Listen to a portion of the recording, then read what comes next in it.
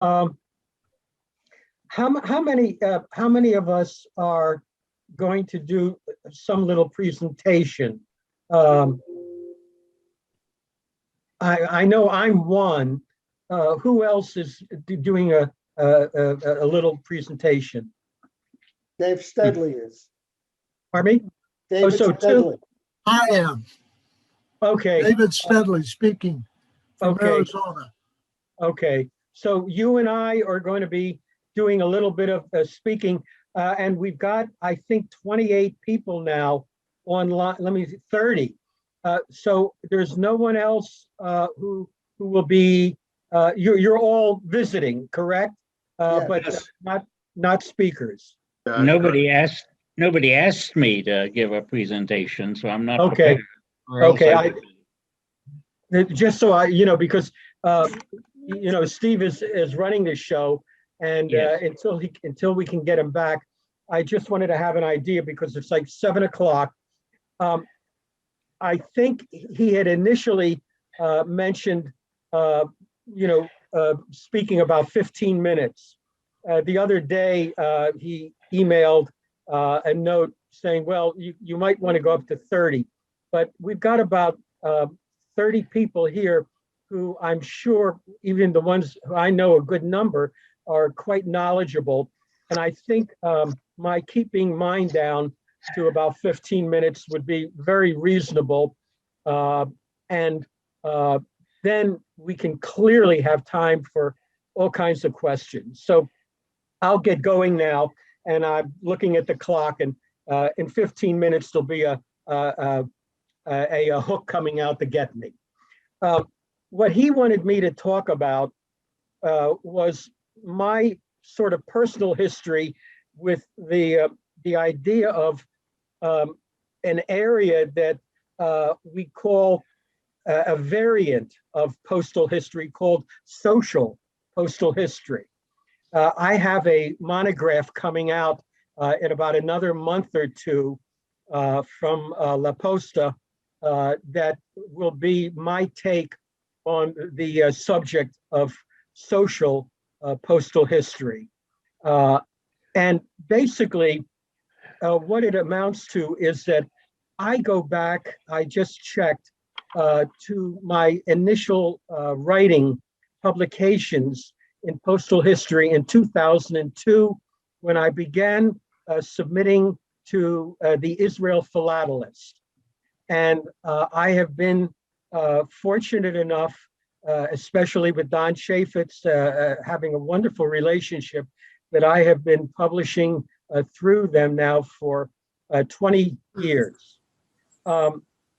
I then, about 2 or 3 years later, began publishing in American journals. And actually, my first publication, I took a look, was in 2004 in where I then published quite a bit, Pennsylvania Postal Historian.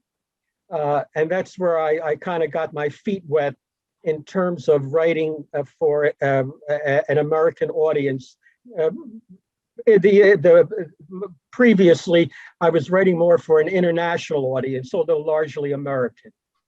And from the very beginning, I would be writing distinctly different from postal history as a subject matter based on the more traditional areas of rates, routes, stamps on the cover, rarity of the philatelic material on the cover.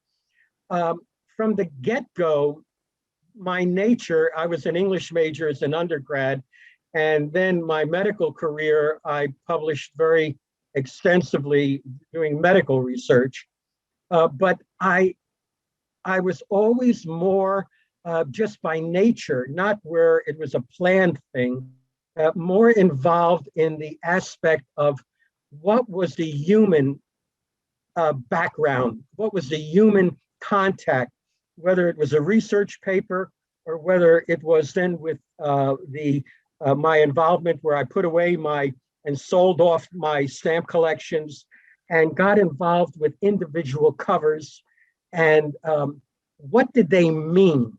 Not anymore as much interested again in the route and the postage on it. I didn't have a name for it. It's come out now as I've worked in the field that we're using the name social added to the word postal history. And what it is basically this. I have been very, very much involved in continuing education. I've been going to Williams College as an auditor, 2 courses every semester. Now I'm in my 14th year, and I've become a historian. I'm no longer a doctor, although people still call me up and say, I want to bend your ear. But basically, I have become quite comfortable in writing military history and social history of the late 19th century and the early 20th century. And what I do is I collect postal history material.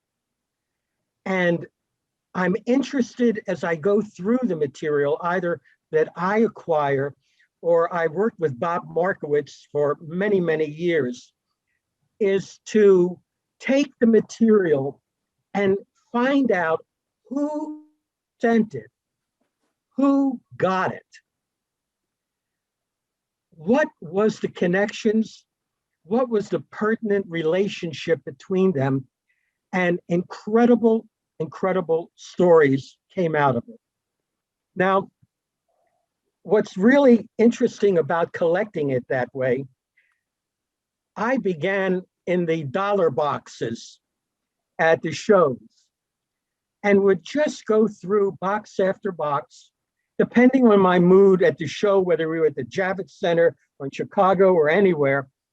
And what would get my attention would be something unusual about the cover that was unusual to me as a historian and interested in social history, and literally did not pay attention to the stamps on it, the routings, and I could find me a cover for $2 or $3 that would turn out to be an incredible story to be published. And only later, when I was working with it, would Bob say to me, by the way, did you look at that stamp? You realize how rare that, you know, you're only 13. No, I didn't know. I got it in the dollar box. He says, you're crazy. You did. I said, yes, I did.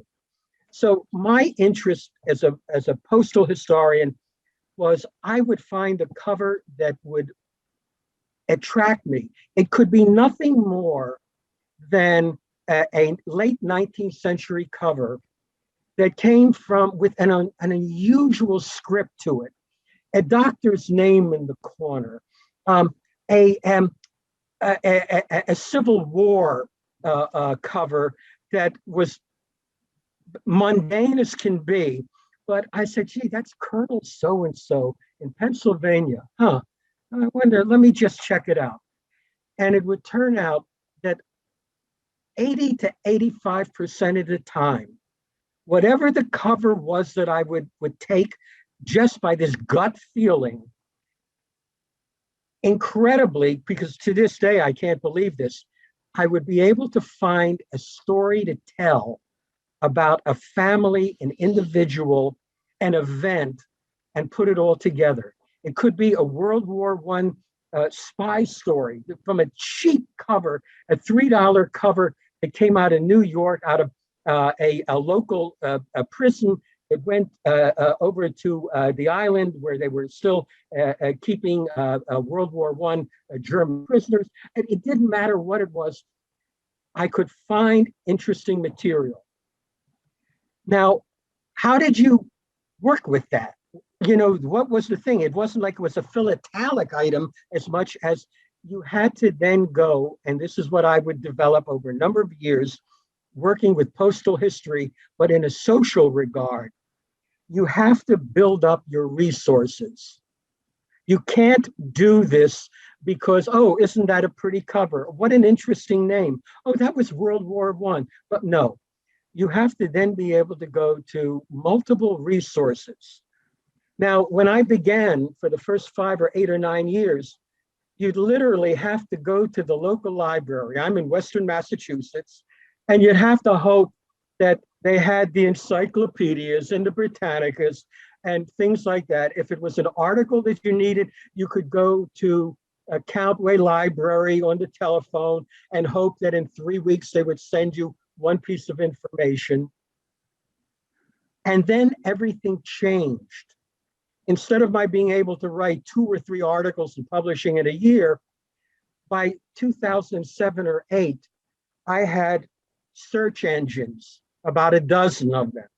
And you know most of them. There's Ancestry, there's Find a Grave, the New York Times Archives, newspaper archives, National Archives, Fold 3, US Genealogy Web Archives, all that are readily available on your laptop. Now, having done medical research, I remember in those days, you had the Index Medicus. You had to sit in a library with a whole collection of great big volumes and leaf through them. You can do that today with social postal history. At the flick of your finger, in one afternoon, you can take a cover. It could be from some obscure 1930 house in Worcester, Massachusetts. And there was something about the name of the person who got it that for whatever reason struck you. And there you have to have a little bit of just inclination to look at for something unusual.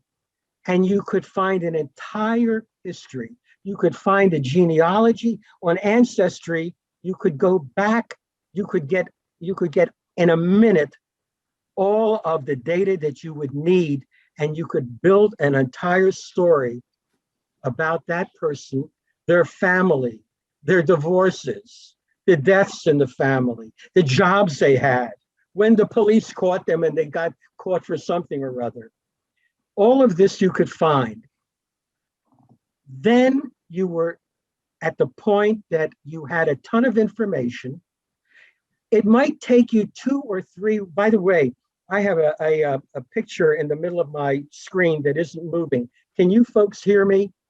Yes, Just raise your hand. I hear you and see you. Okay, fine, good. The point I want to make, and I'm watching the clock because I'm only going to go another 5 or 6 minutes. Once you have your inclination satisfied, oh, this is a story. You can't imagine how many times after about 3 or 4 hours sitting at the laptop, gathering information about this individual. When you have that many accesses, you can't believe how much information you can get how quickly. I would run into my wife and I'd say, come here, you've got to look at this one. No, I'm busy. Look at this one thing. Look what this guy did. Well, how did you find that guy? Well, I found his name on a cover. And then this entire story would open up. Then you have to write it. Well, you don't just sit down and write it. You get away with murder if you're doing philatelic material and you happen to be very knowledgeable about routes and rates and can open up and check out a stamp. You're in big trouble, though, if you have to write a social postal history piece, because then there's a style in it. There's a narrative connected to it. Then I'm not saying you have to be an English major, but then you have to be willing to put that information out on the desk, put it into different categories, figure out how, so your editors like Don Chaffetz doesn't get on your neck in 3 minutes. He is so good to me, it's unbelievable. But there are many times he says, well, we've got 4 pages. Can you cut out 1 page? No, that's like cutting out my heart. So you have to be able at that point to take that and synthesize this story. It has to have a beginning. You have to tell why you were interested in it. You have an audience that are philatelically oriented. They're going to wonder, why do I want to read about some event in World War I or a battlefield event during the Civil War. I'm here, tell me about the cover. Tell me about the postage. So you have to be able to bring your audience into what you want to get out of it. And I'll leave you, because I told you I was watching the clock, with just two of the stories that I wrote. I've published about 150 now. And basically, one was one that it was called Crossing of the Isthmus of Panama. And this was published in 2014 or 15 in La Posta. I'm, by the way, a associate editor of La Posta. And this was a stampless cover that I got from Bob Markowitz. It sold at auction for $4,000, okay? A stampless letter, not a cover, a letter. So this was not one of my dollar box items. But the cover, which in its own right was a wonderful philatelic piece, very rare. The thing that I wrote about had to do with who was the individual who was on the boat when it got into the eastern port and sunk in a storm, and he still was able to cross the isthmus and then get up to California and tell the tale about this individual and whatever happened to him. Well, that was a $4,000 item. Well, the only other item I'll tell you about had to do with one of my first publications, and this was Bowling Alone. And Bowling Alone was the name related to Bob Putnam, a very, very famous political scientist who wrote this article, Bowling Alone, in 1990. And it was about the American decline in social engagement from the late 19th century into our present time. He said, nowadays, people go out and they bowl alone. He said there was a time where people were in groups. There was all kinds of groups organized around the country.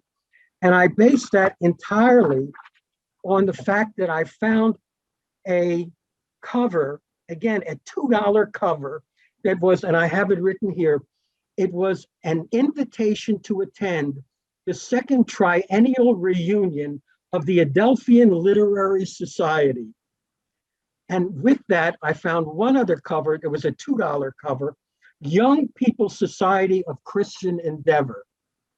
And I put the two of them together because they were both 1890 covers from societies that had thousands of members. They had conventions in San Francisco of 75,000 people, of these organizations of people together. And now we live bowling alone. And that's how I wrote a story with those things. I'm going to end with that. I went 1 minute over, so it isn't too bad. Anytime we'll continue on with our next speaker, and then whatever time we'll be able to go on from there. Thank you. Jesse and David, it's Bob Rose. Steve Kennedy is continuing to have audio problems, and he asked me if I jump in and just keep everybody and everything in order. And I thank you, Jesse, for your presentation. We'll come back. So David, who's an old New Jersey fellow, now transplanted to Arizona and looking very healthy. Dave, why don't you pick up the ball and take it from here? Okay, well, the charge I received from Monsieur Kennedy was to speak on research techniques in philately, but I see that all the people that have used them to great advantage in our hobby are on this Zoomcast with me. So I don't think I'm going to be able to give a lot of sage advice, but I will have some practical tips, perhaps. I'd like to add to what Jesse has said about the definition of postal history being routes and rates and markings. And I think we should always add that it's also history. He's talking about social history, but of course, you have to understand if there was a railroad strike in the middle when you're looking at your covers, or a war or rebellion or whatever. And it makes if you don't know your era very well, you're just doing yourself a disadvantage. Some things will never become clear. So I think that's an important aspect to keep in the back of your head at all times. You can't know enough until you have gone to some newspapers in the area in terms of both time and space, and read a little bit, get an idea of what people then thought was important. It may explain some of the oddities you find on covers. One of the things that I have found that helps me study my material is not disregarding any little tick mark, any little blemish on that cover. It'll tell you something. You may not understand it, and you may not understand it until you've seen 2 or 3 of these little whatever thing that you would normally disregard. We're so interested in the stamp, and then the cancellation, and then some other large mark that's pretty obvious, a censor mark or something. We forget about the cover front and back is covered with other little marks that people put on. And I remembered when I was thinking about that invariably postal clerks use a blue pen, sometimes orange, sometimes red. But if you remember when you were in grade school, these colored pencils, okay, oh, I thought that would be a wonderful thing if I could afford to buy a blue pencil or a green pencil. Holy cow, that'd be wonderful. But they were too expensive for my little nickel and dime allowance.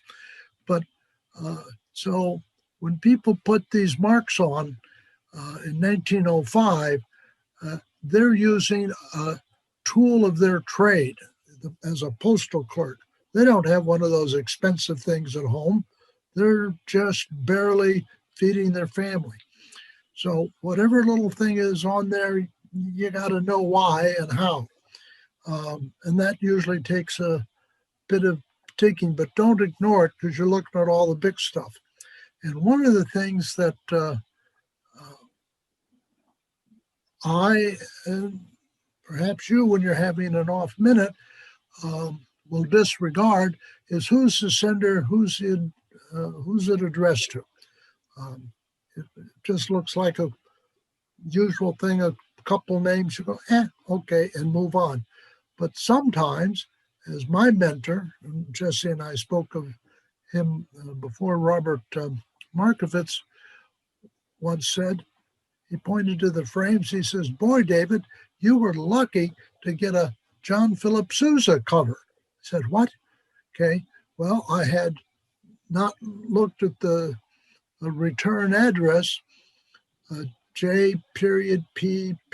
Sousa. And of course, I did not know, like Bob knew, that of course he lived in Appleton, Massachusetts from 1898 to 1904. So that's got to be that John Philip Sousa. Oh, okay. But so you can do that much more readily today using Google. And I want to point out, I have a one frame called American Express in Paris, mail handling by the American Express Company in Paris from 1895 to 1939, where they more or less shut down because of the war. In any event, at one point about 5 years ago, I subject every address to and from to a Google search. And I found the following. if you know the person's first name, middle initial, and last name, and some town, generally to or from, will give you a clue on that. I would say 80–90% are more or less within less than 15 minutes, some immediately, are associated with someone of some importance at that time. Okay. Raise your hand if you know who was mayor of Chicago in 1904. Well, no hands go up, but he's out there. People wrote letters to him. He wrote letters to others.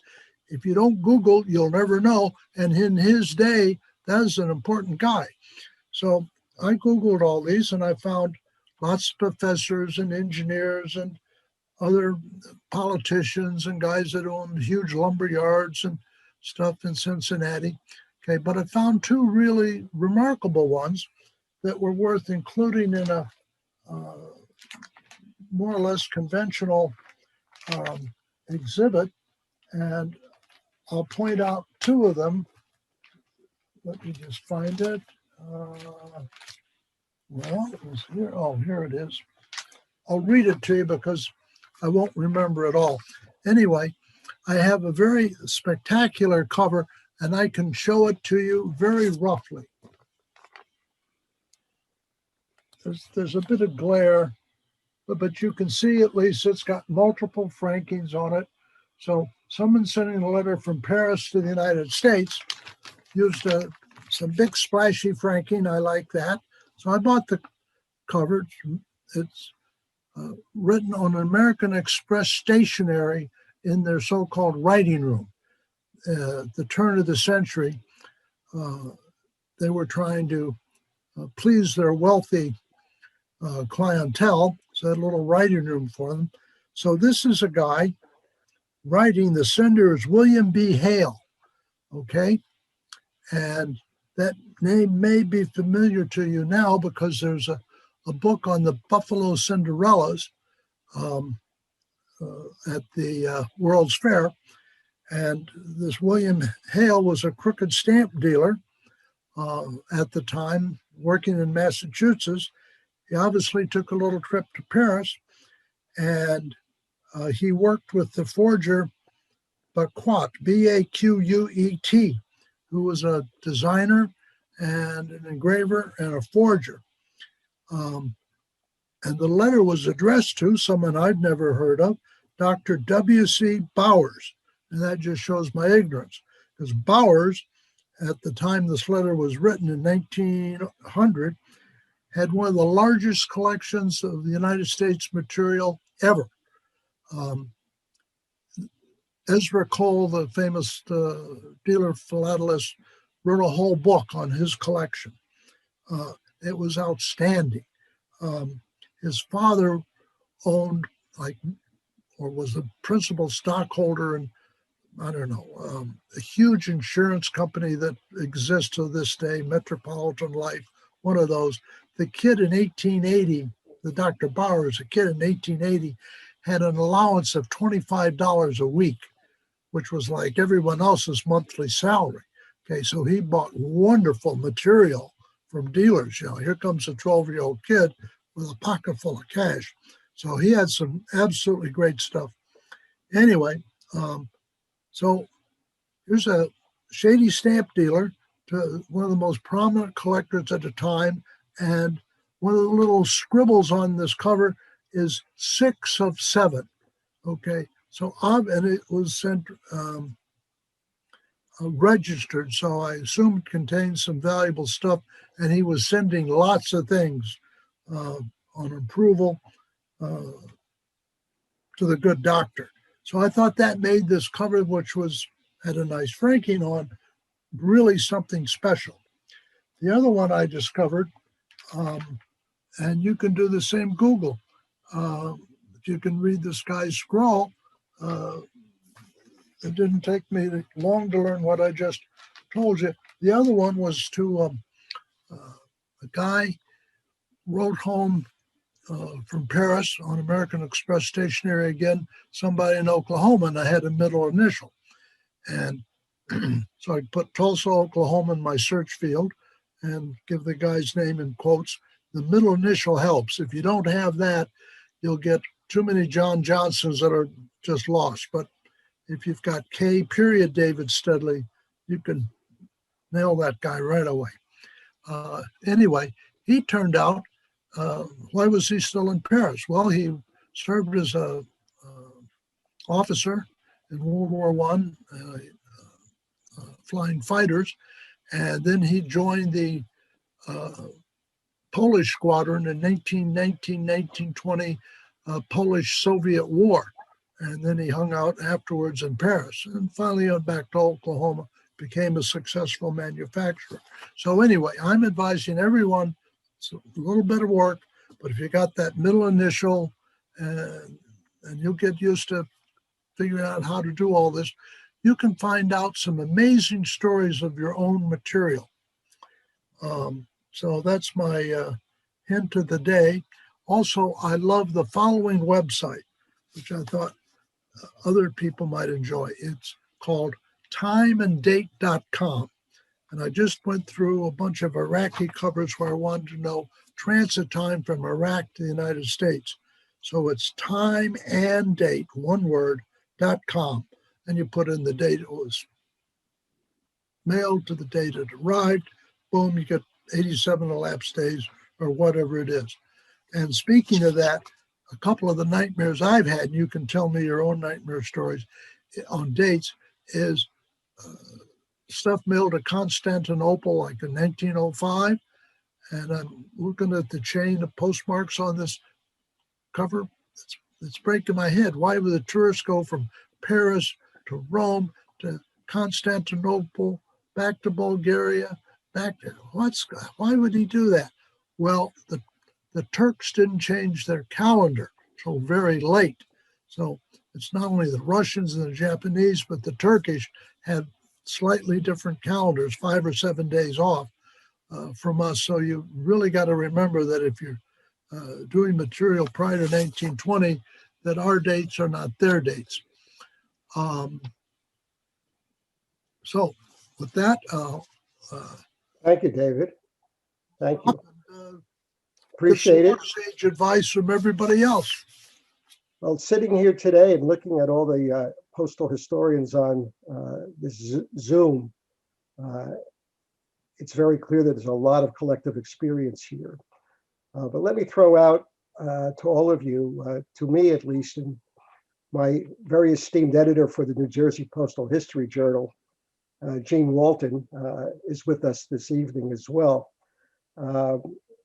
Most of you, I think, who do a significant amount of writing in the state postal history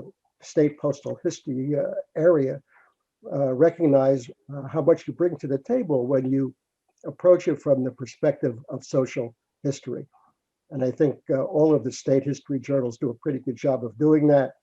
We do it, and Gene is very adept at helping find those social resources and adding to what we're doing. But of course, there's a tension in philatelic writing. On the one hand, you have the formal academic or the academy group, Michael Lawrence on the Chronicle, who isn't terribly interested in a lot of social history. And that's okay, that's fine. And the Classic Society Journal is a fabulous piece of literature. But for the state postal history journals, and certainly our journal, the New Jersey Postal History Journal, just as Jesse and David have been talking, we like to tell the story about who wrote the letter, who received the letter, the time period, the social aspect of it. And I'm going to embarrass one of the participants, Dr. Vernon Morris, who is sitting very quietly in Florida, watching and listening, who I guess it was a year ago, decided to write on a cover, very nondescript looking, frankly. It had a number 6 on it, but it was posted in 1721. I think that's correct, right? Isn't that right? Yeah. 1721. And it was a usage in the United States from a place called Shrewsbury. There's a Shrewsbury in Massachusetts. There's a Shrewsbury in New Jersey on the Jersey Shore. In very Pennsylvania. very difficult to read. And Vern spent weeks all over the Northeast libraries and doing a lot of research to learn all about just what we're talking about now. Who wrote the letter? What were the circumstances? Who was it going to? And it turned out to be, the earliest piece of postal history from New Jersey with a domestic marking on it. As Ed would tell you, there's a cover from 16. Tell me, Ed, you're muted. You're muted still. There you go. 1694. And that one went to Europe, right? Yes. Yes. Went to London from Cohansey, which is now Bridgeton, New Jersey. And that one didn't have any domestic markings on it, though. No, it went by private ship Right. to England, probably, excuse me, probably landing in Liverpool, because then there was a distance marking to London and a bishop mark at London. Right. So the cover that Vern found was the earliest with the domestic marking on it, just this number 6. And after doing this extensive work, wrote a wonderful article. We published it. It was also excerpted in the Classic Society Journal in really a very short piece. But we ran the long piece. And I'm happy to report, and I'll embarrass Vern again, that at Sarasota in a literature competition, it won a large gold in the Grand Award. And it was full of social history. So there is certainly a significant place in writing for our state journals, the kind of thing that Jesse and David are talking about now, because it adds, so much interest to the material when you know something about the writer of the letter, why was he writing the letter, who he was or she was, who was the recipient, what were they talking about, what were their concerns, and so forth. So I'm sure, all of you who are on this call today, who are writers and who are interested in writing, have something to add. So please, with that, I really want to turn over the floor. And if you have questions for Jesse or David or anybody else on the call, please, please chime in. I'd like to add one point. I think in 50 years, I've written for more than a dozen different publications. And in all that time, I've never had as much value added as I have from you, Bob and Gene, and what they contribute to people who write for the New Jersey Postal History Journal. It really is impressive and appreciated. Thank you. No, thank you. And it's been an interesting venture. Gene and I have worked together for close to 20 years now with the journal, and it's been a real labor of love. But what kinds of questions would you have, for Jesse or David, or what would you like to chat about in terms of? May I say something?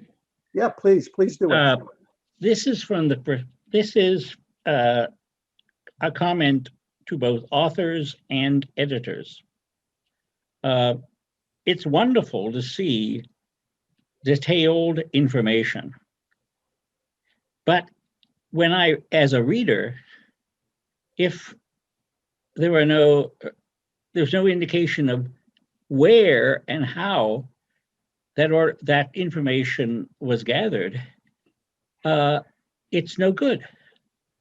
I see too many articles that have none or very incomplete lists of references or bibliographies in different journals. I have an issue of a state journal here that has articles in which no information is given at all about sources for what the writers are saying. If the writer is right, if the writer is wrong, how could anyone know?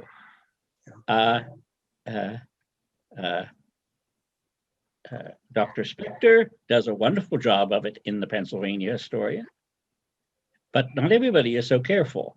And I think there's where the editor should just say to the author, uh, uh, tell us, what's the source of what you're saying? Does this make sense? Absolutely, Alison. And I can tell you in our journal, every article has fairly extensive footnotes. And if it was taken from the web in the electronic version, if you get the electronic version of the journal, and many do, you can hit the link and go right to the original source. And I think that's excellent. In any kind of serious writing, and Mhm. I was an attorney by trade for 40 years before I retired a number of years ago. So I was used to writing legal briefs with lots of footnotes. Lawyers have a thing for footnotes. And I think it's important when you are writing, whether it's the pure academic kind of postal history or the social history we're talking about. Right. It doesn't have to be. It doesn't have to be academic to have a bibliography. No. And citing Wikipedia as your source is not good. No. It never is. Even in the social philately, which I really enjoy, and which I think is important because it's a way of drawing people into the hobby when some of the academic stuff can be awfully dry and off-putting, especially to a newcomer. You need to help the reader, and one of the ways you help the reader is to say, this came from history of such and such a town, and it just, I think, I see articles that I wonder if the editor was just desperate or that he wanted to hit the deadline and just didn't ask for that to be included. Yeah. And I know the editors have a terrible time getting articles from their membership. That's another bit of tension right there. All of us do, and I think I had a discussion most recently, trying to think who it was, whether it was Pennsylvania or the Empire State group, about just that issue. And I would say to all of you, for your respective state journals, and Jean, most recently in our journal, made the same plea. If you have one cover in your collection that excites you because of the name on it, the recipient, the social aspect of it, whatever it is, send it into the editor with a little bit of what you know about it, and we can work with you as an editor. And I think there's nothing more pleasing ultimately than seeing your name published and preserved for forever in perpetuity. So we encourage everybody. You don't have to write long pieces. A short piece, do a little bit of research, and as Jess said and as Al said, there's the internet now. We didn't have the internet years ago. It was a real chore to do research. Yes, going to the library and looking at, was it just the 12th edition of the Britannica? That was the big one that was published in 1912. That was the one that was the real resource. I remember that in high school. But it's all out there, and it's amazing today what you can find. And you hit the books link on Google, and it's incredible some of the things that you're able to come up with. So really, from a research standpoint, the world's are a collective oyster now, and it makes it so much easier to do some serious research. Yes, hey, Bob. Yeah. Bob Roof. Yeah. Hi, Bob. I could share a story that just came across today. I'm sorry to see Bill Schultz didn't stay on. And this is a one-day wonder. This is unbelievable. But he shared with me a cover that had a Delaware relationship. We don't have a Delaware State historical group, but looks like I can share a screen. I'll show it just for kicks. He just sent me a note that said Brandywine, and I looked up the cover. It was on eBay, and at the risk of doing all the things Allison warned about, I didn't know anything about it, but up here in the corner it said Brandywine, and I said, okay, just for kicks, I've got a half hour. I'll take a peek and see what it's all about. Well, Rauschenberger, I see there's a Rausch who I don't know on the call tonight. I went to school with a Rausch. I know they're in Philadelphia. 30 seconds worth of research on Allison, Wikipedia. Turns out this guy's a doctor in Philadelphia. He's with the Navy. The Brandywine was the Susquehanna, but it was renamed in honor of Lafayette's travel from America on his celebration tour back to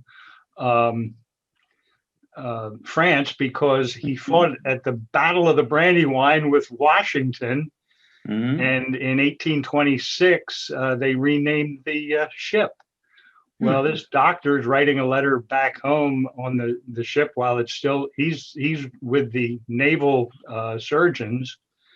And the ship was decommissioned for this service and then recommissioned in 1830 to go back into naval service. So there's a lot more work to do, but there's the back of the thing. It's a folded letter and it's to his mother. It's all transcribable.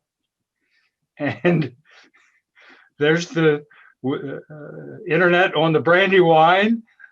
Mhm. and Excellent. wait a minute, here's William Samuel Waithman Rauschenberger in Philadelphia. I don't know if it's the same guy, Allison, and it needs, this is just in an hour's worth of looking around today. So it all tied in with Pat Walter's talk last night about not putting stamps and spaces in an album anymore, but being attracted by history and research. And then all of the various discussion tonight, I couldn't help but sharing that little show and tell. Didn't mean to hijack your talk, Bob, but No, not at all. I mean, it all tied together. It does, and it's really a fascinating piece to Yes. see, and how quickly you can find the information. I would just also comment on the use of the internet and Wikipedia, and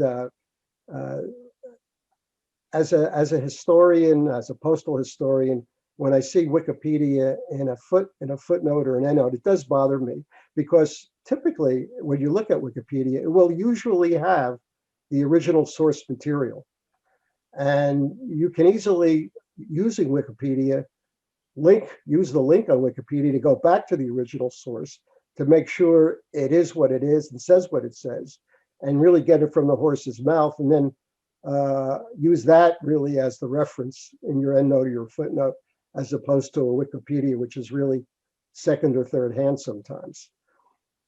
And the original is Bob, often more expansive even, and may Yes. give you some additional ideas. Jess, did you want to add to that? Well, you hit something right on the head. I've been at Williams College for so many years now. Professors would say, about 8, 9, 10 years ago, the one thing, class, I don't want you to do is to go to Wikipedia. You can't trust them. Well, there's a caveat, however. Wikipedia in general has gotten so much more accurate and trustworthy in the last decade. Not that you can put all your faith in it, but that cover that we just looked at, that Bob showed, I love that, live chicks. I guess I just saw the live chicks and I figured, what is this? That was my previous life in postal history. I was going to say. But the point I would make is, as you showed, you even had a smile on your face, as you described these, the cover. When you find things on Wikipedia now, it takes, again, a click, and within about maybe 2 or 3 hours, you can access the primary source, which is the most important thing, the primary source material that Wikipedia had in their blurb, and you can corroborate it And on rare occasion, you might find out, oh, there was that's not trustworthy, or no, that's an error. But what I found is I'll find something on Wikipedia. I'll then go to the sources. All you have to do, the ones that are readily available usually are in blue. All you have to do is click on the bibliography that they have in the Wikipedia, and it'll bring the article right up. Right. And I have my printer right there. My wife always says, you're wasting paper. I'm saying, no, I can get this information down on so I don't have to memorize it, copy it out, or anything like that. Within a few hours, you can have that pertinent piece of information from Wikipedia with 5 or 6 references in your hand, which is what I do routinely. And that's where I was telling you, when you finally have to sit and write, remember the old days where we had our 3x5 cards, and then you figured, oh my God, now I finally got to, you had a box about that long. Now I've finally got to do something with all this nonsense, Well, what you have to do then is, when you start your writing, is you have to be able to segregate out in a meaningful way the 5 or 6, you say, well, 5 or 6 articles. Why don't I just believe the Wikipedia and get over it? Maybe the editor won't even bug me. Maybe the people aren't even going to be reading it. The reality is that's not how you do that as a writer. You're not being true to yourself. You've got to have material that is faithful. But the only way to do it is then to sort that out and put in that pile. You can put the Wikipedia one on top. You can put the other 5 right below it. And then what I do in my compulsive way, I always have my underlinings to this day. You can corroborate your own material. So then you take that one pile and you start your writing. Everything else you put out of your mind for the moment, except that one. You can put it all together later on, but then you've written in truth. I'm done. Okay. Bob, I got a question. Yeah, sure. We've been talking about writing, but eventually someday we're going to have stamp exhibits again. How does social network exhibits get judged and presented so they get the word out to the public? With respect to, you're talking about postal history, literature competitions, is that what? No. No, I'm talking about regular exhibits. Philatelic Where- exhibits that have a social bent to them. Right. Yeah. I'll put a 2 cents in on that, in that when I talked about Googling all these names on the covers I had in my one frame, what I found, several of them were worth noting. And in essence, it showed that, at least in the time frame 1898 to 1939 I was concerned with, the traveler to Europe from America was at least upper middle class, okay, if not lower upper class. These were people with money. You couldn't just pop by to Europe for a couple of weeks. 2 weeks was the time it would take you to get there, pat a little English soil with your hand and come back because of the transatlantic steamers. So you would had to be wealthy enough that you could go for a couple of months. Okay, so who can do that? Well, only a selected few. So it brought that into focus, which I could put on my title page, and it made some of the covers that were so a little more interesting. So I think you can pep up a conventional postal history thing, but I think you have to remember that you can't reach the so-called public with exhibits. Okay, if you look at an exhibit in 1940, it consisted of long lines of frames stretching out into the distance, and it looks the same today. Okay, we've done nothing to change it. If you walked into a museum with long rows of frames, okay, and a few people wandering down these long corridors, you wouldn't bother to pay the fee. You know, you'll get out of there. Okay, so I don't think it's ever going to attract anybody to the hobby. It might turn them off. I wouldn't let anyone collecting stamps see the exhibits. Well, let me pick up though on David on a moment in terms of what Allison was really focusing on, and that is today in the world of exhibiting material. In the last several years, the APS has loosened up its very strict requirements, and now you really can show almost anything you want to show, as long as it tells a coherent story.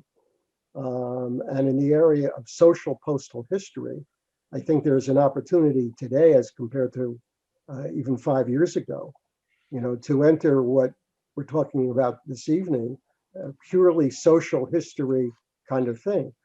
You've done David, some work with American Express folks that you're talking about, who use the American Express the American Express service out of Paris, if I remember correctly. Yep. Yeah. And so, you know, there's a social story to tell there beyond simply the markings on the covers.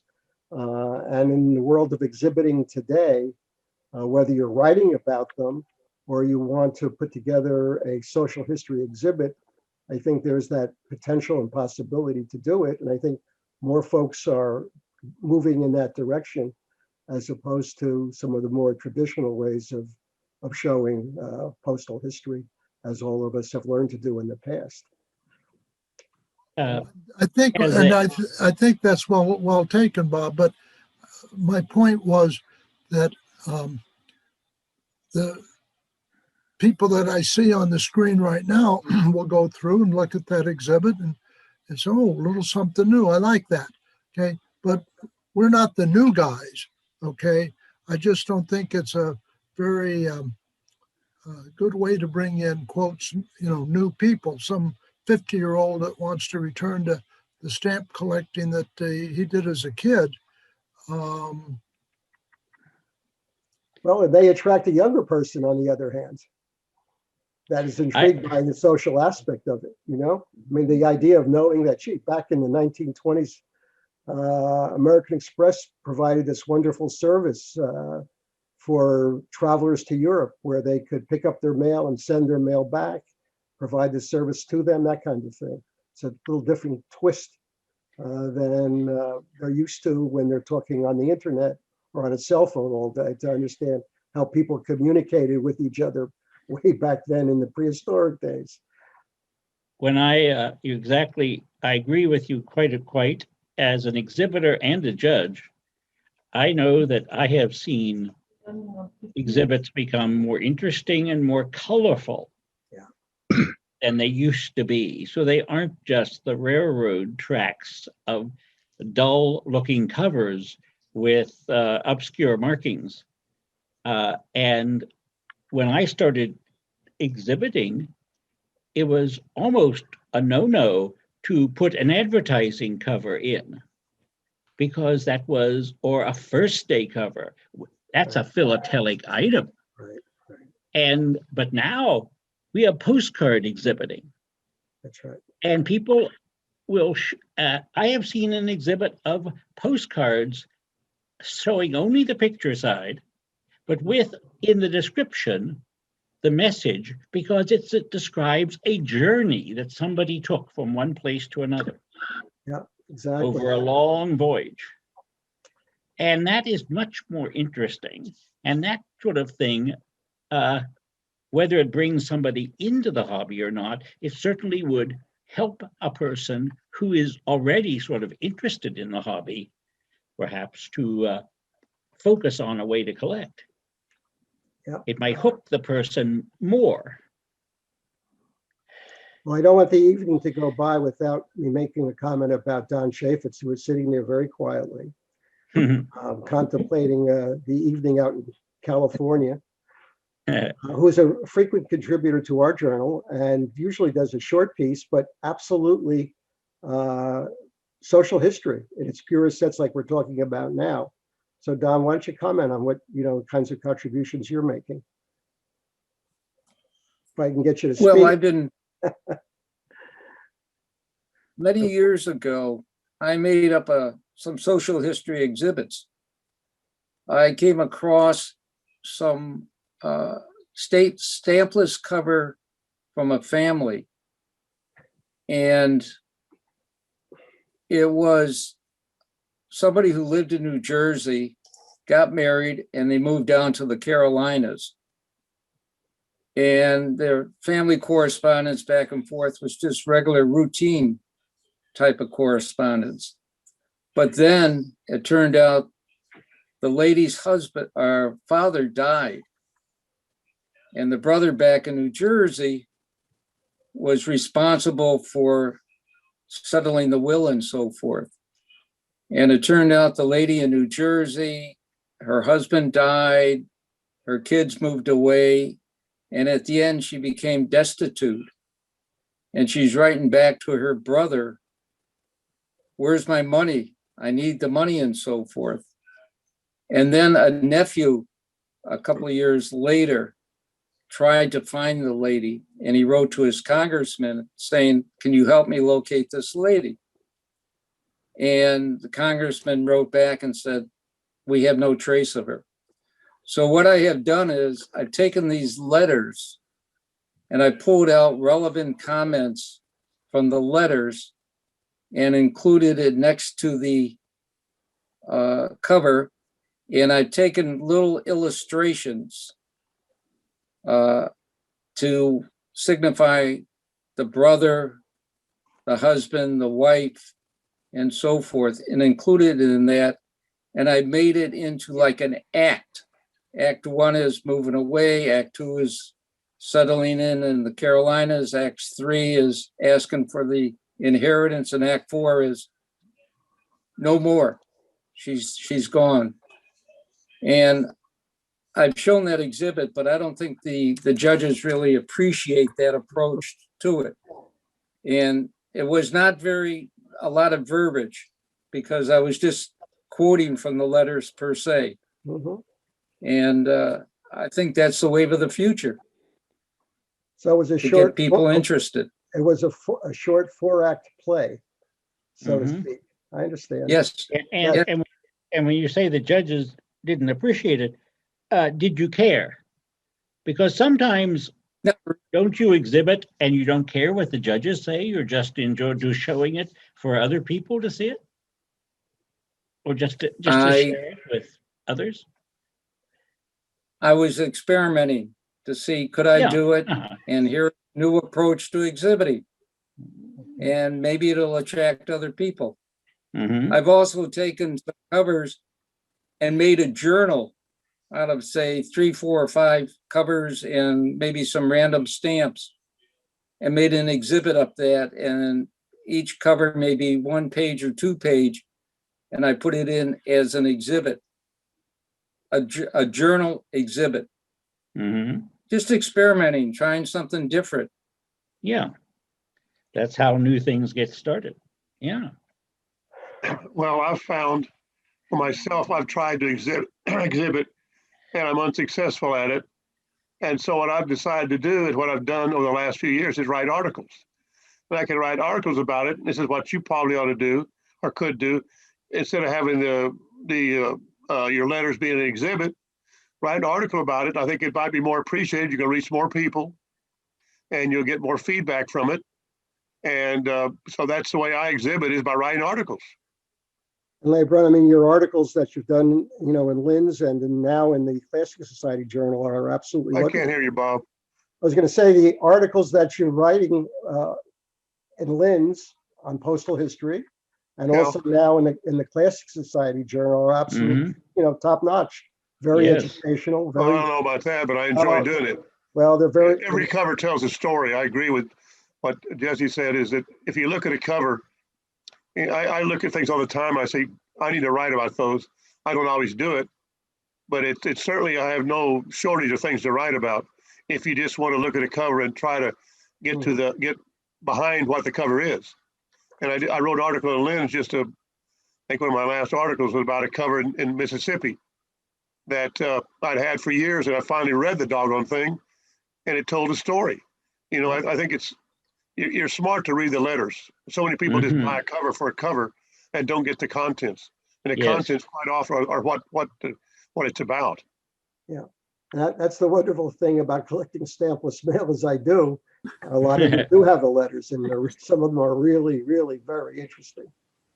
Jean, did you want to, Jean Walter, did you want to make a comment? Well, there's two things. Well, one, I have another one of those stories. I collect hotel covers from Niagara Falls.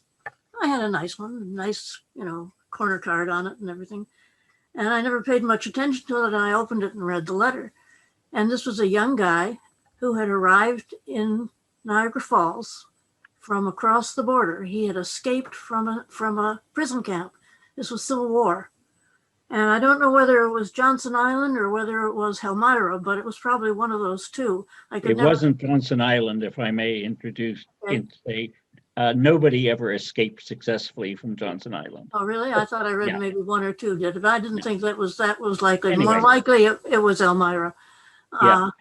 But he was writing his aunt because he needed money. He needed to get to Montreal, where there were supporters of the Confederacy, so he could get home.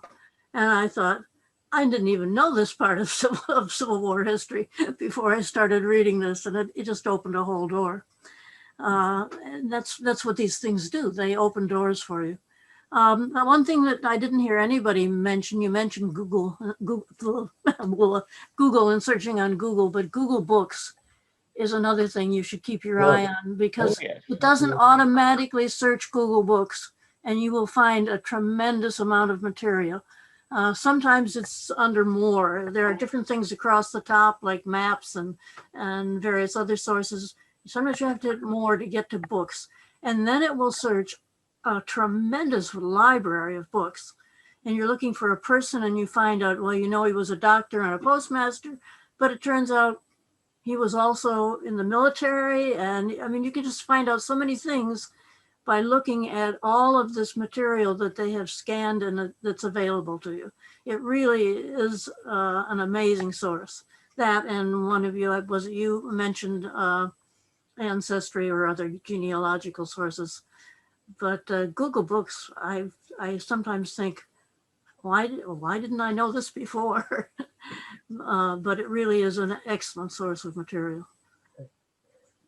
We're running a little over an hour now. Are there any other comments, questions? I have a comment. Yeah. I'm Bob Toll. I'm in Baltimore, Maryland. Mm-hmm. I think the comment I have really is as a reader. Years ago, in the late 90s, I would get La Posta. And a lot of it was local postal history, which I read, but I didn't find interesting to the degree I wanted. Then I read Randy Steele's articles, and he dealt with postal laws and regulations, and rates, routes, and that kind of stuff. And it kind of caught my eye more than the other articles. So I guess the question I have would be, social history is really interesting, particularly if you're researching it and writing it. But how do you know it's going to score with your audience? What do the editors look for that they think it will score with their audience? Yeah. Other than it fills up a page. Well, I think from an editorial perspective, you want to mix. Jean, I don't want to cut you off, but I know the approach, at least that Jean exercises in accepting material for the New Jersey Journal is getting a mix of pieces. So we'll have some material that really deals with routes and rates, more the traditional aspect of postal history, but mixing it with social history pieces as well, so that you have a broad audience, and you want to try and hit as many cylinders as you can in an issue of the journal, so that you present something of interest to the entire membership. And that's the goal. I don't think there's a right way or a wrong way. I think there's more than, I think the focus really on today's discussion is that there's more than one way. And that for a lot of folks, the social aspect of it is just as intriguing as understanding the root and the rate and so forth. May I say something? Absolutely, Glenn, go ahead. Excuse me. I want to, can you do your share screen? Whoever's, there we go. Okay, I got it. Got it? Yeah, based on what, are you seeing it there? I think you are. Based on what you said today, this is an article that I wrote about 8-9 years ago, based on this letter from St. Albans, Vermont. And I'm thinking now I can expand this because it's on the revolt of 1837 in Canada. And I'm thinking that you're right. There's a lot of social history that I can do in this. I just need to do further research. It's written from Daniel Kellogg, who was the U.S. attorney for the state of Vermont at that time, to his wife, who was the daughter-in-law, who was the daughter of the U.S., one of the U.S. senators from Vermont at the time. It talks about the army that was waiting in northern Vermont to cross over the border, cross over the line, as they called it, to help the other patriots in Canada. There's a whole slew of aspects you can do. This can be written for a Canadian publication. This can be written for a Vermont publication, which it was, but it wasn't footnoted, unfortunately. I've learned a lot tonight that I hope to use the next few months. Yeah. And to answer, how do you know what the reader wants? You don't. I mean, that's the thing. You have to write for yourself. I mean, obviously you have to write for the reader. It has to be done grammatically like that. But if you write for only what readers want, how are they going to know what other things are there? I was talking tonight with a friend here in the Vermont Philatelic Society who doesn't know anything about one of my other aspects. I collect the British Empire exhibition of 1924. And I'm thinking I've got to begin writing about that because there's so much to it. So social postal history is quite interesting. And it's a whole new way, but you have to balance it with regular postal history and the social postal history. Glenn, that's a nice, wonderful story behind this cover, and appreciate you sharing it with everybody. I'm excited by hearing what you're saying about it. It really opens up a whole other area that I knew nothing about. So that's what it's all about in terms of writing. And I want to just apologize if I too abruptly interrupted you, Gene. My enthusiasm was carried away because I've been researching a lot about Johnson Island in connection with some items I have. Oh, not a problem. Because I collect the postal history of the Lake Erie Islands. And I have some material, I have some prisoners' mail and things like that. And anyway, I didn't mean to jump in like that. It just sort of happened. Not at all. As a matter of fact, I used to have a Johnson Island cover, but I sold it, so that's no more. I've actually been there. Have you been there? Oh yes. Yes. I've been to Johnson Island several times. Where is Johnson Island, by the way? It's on Lake Erie. It's in Lake Erie, northeast of Sandusky, Ohio, which is a small city and county seat of Erie County, Ohio. It's about 60 miles southeast of Toledo. Okay. And close is it to Rattlesnake Island? Well, it's actually not that. Rattlesnake Island is quite a bit further west. Rattlesnake Island, which I also collect, even though it's philatelic, just as a fun thing. And I've been to Rattlesnake Island too. I've been to most of the Lake Erie Islands, and including the Canadian ones, which I also collect. And because they're all the island post offices, I find extremely fascinating in the way the mail was handled. But Rattlesnake Island doesn't have any more rattlesnakes, so don't have to worry about that. Well, sitting with all of you this evening and listening to each of your stories and your areas of interest, fascinating to me. And both David and Jesse, thank you so much for sharing your perspectives on social postal history. I thank everybody for participating, and I hope that our real host was able to listen to most of it. He wrote me and Yes. told me he was having a terrible audio problem. But again, thank you so much. And most important thing, be safe and be well. And Oh, yes. Godspeed. Everybody get your inoculations as fast as possible. Absolutely. Well, we'll see you all soon. Enjoyed it. Bye-bye. Thank you. all. Bye-bye. Bye. And Bye-bye. good evening to all of you, and I hope I talk to you again someday in person. Indeed. I hope so Thank you. too. Good night. Good night, Good night, everybody. Dave. Good night. Good night.